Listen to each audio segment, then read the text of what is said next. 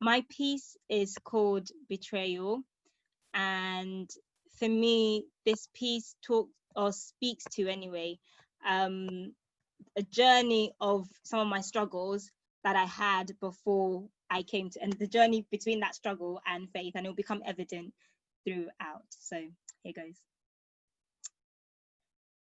I betrayed her. The steward put in place to protect her dignity and uphold her honor, to keep her sacred, free from wrinkle or blemish, and I betrayed her. Too young to know who lust was, and yet I found myself fully ensnared in his trap. See, at first he promised novelty and adventure, an escape from a lonely reality, whatever I wanted, whenever I wanted. The nervous butterflies afraid to get caught, riding on the highs of fear and excitement. He promised love and company at first. And then he carefully placed the right laborers across my path to ignite and add fuel to the fire which he had started. And oh, how I burned for him, freely choosing my steps, ignorant of the fact that I was being pulled along by his strings, and so the betrayal I had begun. And she protested. Oh boy, did she protest. But the promise of a greater thing yet to be discovered led me on. So I told her to shut it and put up, because she was mine with to do as I pleased. But how wrong I was. A steward who was only a servant to the owner, living with a false sense of authority, demanding service and obedience illegitimately. So I claimed the temple that was given me by the Most High, and I defiled it. How he would have shed tears for the sake of lost innocence sacrificed on the altar of pleasure. But then lust had me in his grasp with no intention of letting go. And so he continued to send his laborers and placed me in a jungle with pitfalls that I viewed as an island with gold mines. Until one day I tore away her banner of chastity, and she cried. How she cried. Those fake scarlet drops which oozed from her core, and in that moment I felt not only her pain, but I knew her shame. But see, lust, he is clever, because he stood aside and watched until the feeling subsided. Then he came back whispering into my ear sweet nothing, lulling me into a sleepwalk right down to hell's gates, telling me that what was done, and that at this point I still did not have the treasure which I was seeking.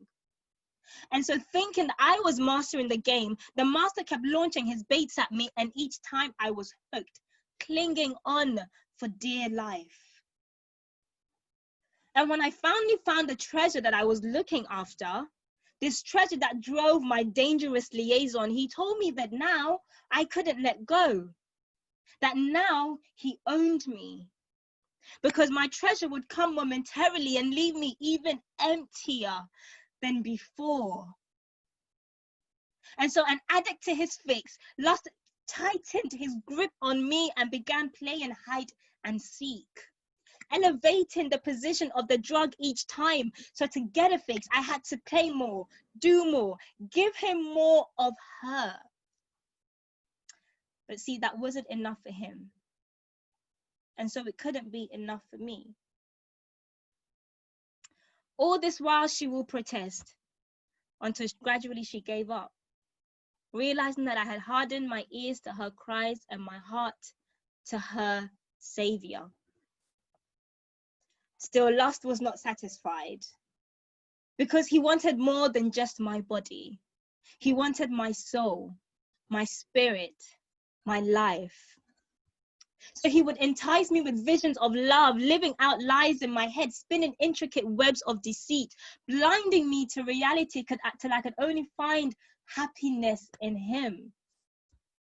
And when he thought that he was done with me, a plaything passed its sell-by, he led me to the edge of a cliff and whispered to me to jump. But see, what he didn't know was that the omniscient, he knew. And so the omnipresent was there. And the omnipotent could catch me when I fell. Standing at that cliff, I looked over the edge and fear took hold. I shook my head and I refused to jump, but he did not consider and pushed me over till I fell and hit rock bottom. But there the Rock of Ages stood firm and steady, picked up my broken pieces and put me back together, cleaned up my wounds and washed me in his precious blood, dressed me in the spotless garment of his righteousness. And so although I betrayed myself and lust betrayed me, the eternal Father proves himself to be ever faithful, even to an unfaithful one like me. See, lust thought that he was pushing me to my death. And indeed, he pushed me to die to him, even die to myself. But this was in order that I could be made alive to my Maker.